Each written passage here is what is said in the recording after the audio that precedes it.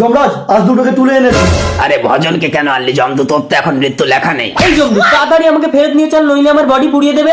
ওই দেখ ভজন, তোর বডি পুড়িয়ে দিয়েছে, ফটিকের বডি এখনো পোড়ায়নি।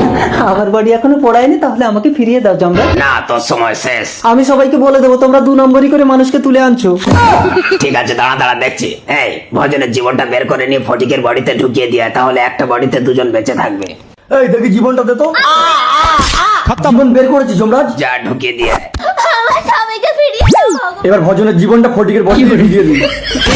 ভূত ভূত। ভগবান আমার স্বামীকে ফিরিয়ে দিয়েছে। रुको जरा। কে তুমি? আমি কোথায়? আমার বউয়ের কাছে যাবো। ফটিক! বাবার অস্থি জলে ভাসিয়ে দে সুজন। সুজন,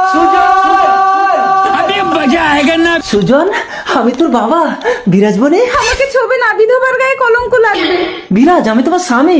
তুমি আমার ডাক নাম জানলে কি করে? সুজন, একটু ওদিকে ঘোরো তো বাবা। তোমার নাভির নিচে 2টো তিল আছে। থাক, আর বলতে হবে না, আমার কষ্ট দেখে ভগবান তোমাকে আমার কাছে অন্য রূপে পাঠিয়ে দিয়েছে।